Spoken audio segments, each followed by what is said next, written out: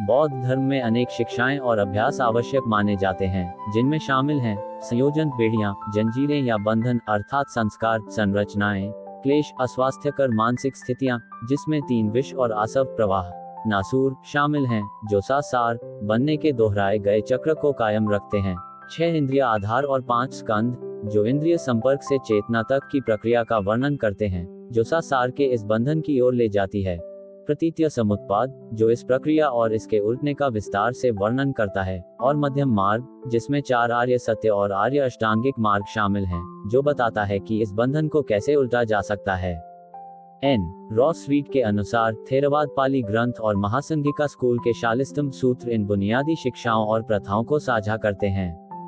भिक्खु अनलायो ने निष्कर्ष निकाला है कि थेरवाद मजजिमा निकाय और सर्वास्तिवाद मध्यमा आगम में अधिकतर एक ही प्रमुख सिद्धांत शामिल हैं।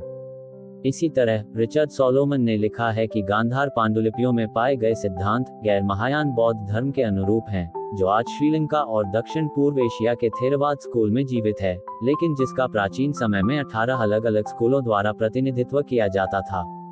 संसार, सभी प्राणियों में गहराई से समाहित संयोग, बेड़ियां, जंजीरें या बंधन होते हैं, अर्थात संस्कार, संरचनाएं, क्लेश, अस्वस्थ मानसिक स्थितियां, जिसमें 3 विष और आसव प्रवाह, नासूर शामिल हैं, जो सार को बनाए रखते हैं, बनने और पुनर्जन्म का दोहराया हुआ चक्र। पाली सुत्त के अनुसार बुद्ध ने कहा कि ये संसार खोजे जाने योग्य शुरुआत के बिना है।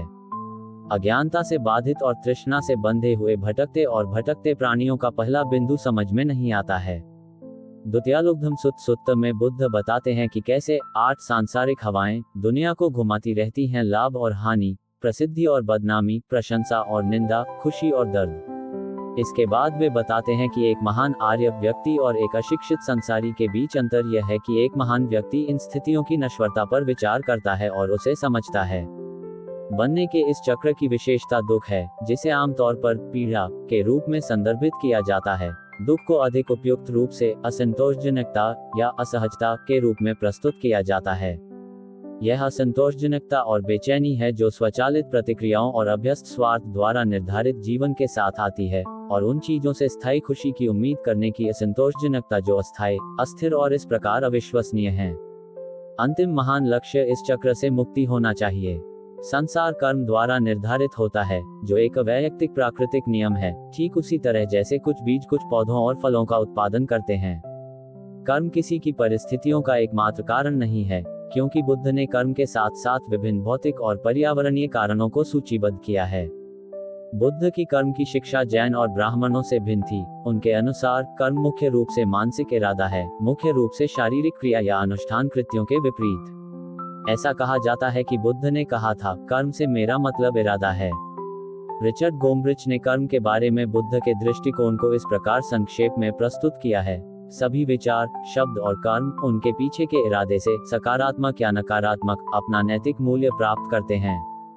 6 इंद्रिय आधार और 5 स्कंद। आयतन 6 इंद्रिय आधार और 5 स्कंद समूह बताते हैं कि कैसे संवेदी संपर्क आसक्ति और दुख की ओर ले जाता है। 6 इंद्रिय आधार हैं आंख और दृष्टि, कान और ध्वनि, नाक और गंध, जीभ और स्वाद, शरीर और स्पर्श, और मन और विचार। साथ में वे इनपुट बनाते हैं, जिससे हम अपनी दुनिया या वास्तविकता सब बनाते हैं। ये प्रक्रिया 5 स्कंधों, समूहों, ढेरों, शारीरिक और मानसिक प्रक्रियाओं के 5 समूहों, अर्थात रूप या भौतिक छवि, छाप रूप, संवेदनाएं या रूप से प्राप्त भावनाएं, वेदना, धारणाएं, संज्ञा, मानसिक गतिविधि या संरचनाएं, संस्कार, चेतना, विज्ञान के माध्यम से होती है। वे अन्य बौद्ध शिक्षाओं और सूचियों का हिस्सा बनते हैं, जैसे कि प्रतीत्य समुत्पाद, और बताते हैं कि कैसे संवेदी इनपुट अंततः मानसिक अशुद्धियों द्वारा संसार के बंधन की ओर ले जाता है। आश्रित उत्पत्ति। शिष्ट बुद्ध प्रतिमा जिसके सिर के चारों ओर प्रसिद्ध ये धर्म हेतु धरणी है, जिसका उपयोग आश्रित उत्पत्ति के सामान्य सारांश के रूप में किया जाता था। इसमें कहा गया है, उन अनुभवों के बारे में जो किसी कारण से उत्पन्न होते हैं। तथागत ने कहा है, यह उनका कारण है और यही उनका अंत है, यही महान श्रमण सिखाते हैं। प्रारंभिक ग्रंथों में दुख के उत्पन्न होने की प्रक्रिया को आश्रित उत्पत्ति की शिक्षा के माध्यम से समझाया गया है, जो कहता है कि जो कुछ भी मौजूद है या घटित होता है वह कंडीशनिंग कारकों पर निर्भर है। आश्रित उत्पत्ति का सबसे बुनियादी सूत्रीकरण प्रारंभिक ग्रंथों में इस प्रकार दिया गया है: ऐसा होने पर ये घटित होता है, पाली एवं सती इदम होती। इसका अर्थ ये लिया जा सकता है कि कुछ घटनाएं तभी उत्पन्न होती हैं जब अन्य घटनाएं मौजूद होती हैं। इस प्रकार उनका उत्पन्न होना अन्य घटनाओं पर निर्भर होता है। दार्शनिक मार्क्स साइडेरिट्स ने दुख की प्रतीत्यस्मुत्पत्ति के बारे में बुद्ध की शिक्षा के मूल विचार को इस प्रकार रेखांकित किया है। मनोशारीरिक तत्वों वे भाग जो एक संवेदनशील प्राणी को बनाते हैं के पूर्ण रूप से कार्यशील संयोजन के अस्तित्व को देखते हुए संवेदनशील अस्तित्व की 3 विशेषताओं पीड़ा, नश्वरता और गैर स्वयं के बारे में अज्ञानता, पर्यावरण के साथ सामान्य अंतःक्रियाओं के दौरान विनियोग कुछ तत्वों की मैं और मेरा के रूप में पहचान की ओर ले जाएगी। ये बदले में इच्छा और घृणा के रूप में आसक्ति के निर्माण और संवेदनशील अस्तित्व की वास्तविक प्रकृति के बारे में अज्ञानता को मजबूत करने की ओर ले जाता है। ये संभावित रूप से अंतहीन चक्र में भविष्य के पुनर्जन्म और इस प्रकार बुढ़ापे, बीमारी और मृत्यु के भविष्य के उदाहरणों को सुनिश्चित करते हैं। कई प्रारंभिक ग्रंथों में इस मूल सिद्धांत को उन घटनाओं की एक सूची के साथ विस्तारित किया गया है जिन्हें सशर्त रूप से निर्भर कहा जाता है। बाद के विस्तारणों के परिणामस्वरूप, जिसमें पहले 4 लिंग के आधार के रूप में वैदिक ब्रह्मांड विज्ञान शामिल हैं। बोइसवर्थ के अनुसार निदान 5 स्कंधों के साथ सहसंबंधित हैं। रिचर्ड गोम्ब्रिच के अनुसार 12 गुना सूची 2 पिछली सूचियों का संयोजन है। दूसरी सूची तन्हा प्यास से शुरू होती है, जो दूसरे महान सत्य में वर्णित दुख का कारण है। गोम्ब्रिच के अनुसार 2 सूचियों को मिला दिया गया था, जिसके परिणामस्वरूप इसके विपरीत संस्करण में विरोधाभास हुआ। अनंता बुद्ध ने आश्रित उत्पत्ति के अपने विश्लेषण को शाश्वतवाद सत्सत्यवाद, यह विचार की कुछ सार शाश्वत रूप से विद्यमान है, और विनाशवाद उच्चयाद, यह विचार की हम मृत्यु पर पूरी तरह से अस्तित्वहीन हो जाते हैं, के बीच एक मध्य मार्ग के रूप में देखा। इस दृष्टिकोण में व्यक्ति केवल अस्थायी मनोभौतिक तत्वों की एक कारण श्रृंखला है, जो कि एक स्वतंत्र या स्थायी आत्मा के बिना अनात्मा है। इसके बजाय बुद्ध ने माना कि हमारे अनुभव की दुनिया में सभी चीजें क्षणभंगुर हैं और किसी व्यक्ति का कोई अपरिवर्तनीय हिस्सा नहीं है। रिचर्ड गोम्ब्रिच के अनुसार बुद्ध की स्थिति बस यह है कि सब कुछ प्रक्रिया है। अपरिवर्तनीय आत्मा के खिलाफ बुद्ध के तर्क 5 स्कंधों की योजना पर निर्भर करते हैं, जैसा कि पाली अनतलखांड सुत्त और गांधारी और चीनी में इसके समानताएं में देखा जा सकता है। शुरुआती ग्रंथों में बुद्ध सिखाते हैं कि चेतना विज्ञान, जिसे ब्राह्मणों द्वारा शाश्वत माना जाता था, सहित सभी 5 समूह प्रतीत्य समुत्पाद के कारण उत्पन्न होते हैं। चूंकि वे सभी अनित्य हैं, इसलिए कोई भी मनोशारीरिक प्रक्रिया को अपरिवर्तनीय आत्मा नहीं मान सकता है। यहाँ तक कि चेतना और इच्छा चेतना जैसी मानसिक प्रक्रियाओं को भी प्रतीत्य समुत्पादित और अनित्य के रूप में देखा जाता है, और इस प्रकार वे स्वयं आत्मा के रूप में योग्य नहीं हैं। बुद्ध ने स्वयं में विश्वास को विभिन्न बदलती घटनाओं को समझने और उनके साथ पहचान करने के साथ साथ चीजों की वास्तविक स्थिति के बारे में अज्ञानता से उत्पन्न होते हुए देखा।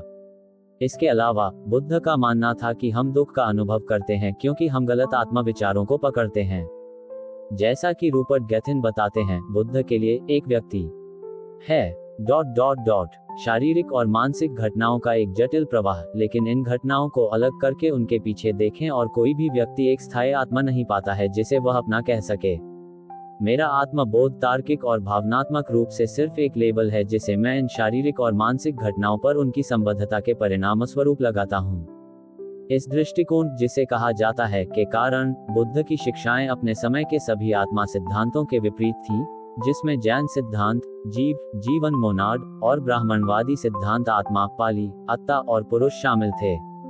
इन सभी सिद्धांतों का मानना था कि एक व्यक्ति के लिए एक शाश्वत अपरिवर्तनीय सार था, जो सभी बदलते अनुभवों से अलग था और जो जीवन से जीवन में स्थानांतरित होता था। बुद्ध के विरोधी आवश्यकतावादी दृष्टिकोण में अभी भी पुनर्जन्म के माध्यम से निरंतरता की समझ शामिल है। ये सिर्फ एक प्रक्रिया कर्म का पुनर्जन्म है, आत्मा जैसा सार नहीं है। मुक्ति का मार्ग गांधार मूर्तिकला, जिसमें बुद्ध को कमल पर बैठे ध्यान मुद्रा में दर्शाया गया है, 2री-3री शताब्दी। गल विहार से बुद्ध प्रतिमाएं। प्रारंभिक बौद्ध ग्रंथों में खड़े होकर और लेटकर ध्यान करने का भी उल्लेख है। मुख्य लेख मुक्ति के बौद्ध मार्ग और बौद्ध ध्यान। बुद्ध ने संयोग, क्लेश और आसव को दूर करने और मुक्ति प्राप्त करने के लिए प्रशिक्षण का एक मार्ग सिखाया। बुद्ध द्वारा सिखाया गया यह मार्ग शुरुआती ग्रंथों में सबसे प्रसिद्ध पाली धम्मचक्कपवत्तन सुत्त और इसके कई समानांतर ग्रंथों में एक ओर कामुक भोग और दूसरी ओर शरीर के वैराग्य के बीच एक मध्यम मार्ग के रूप में दर्शाया गया है।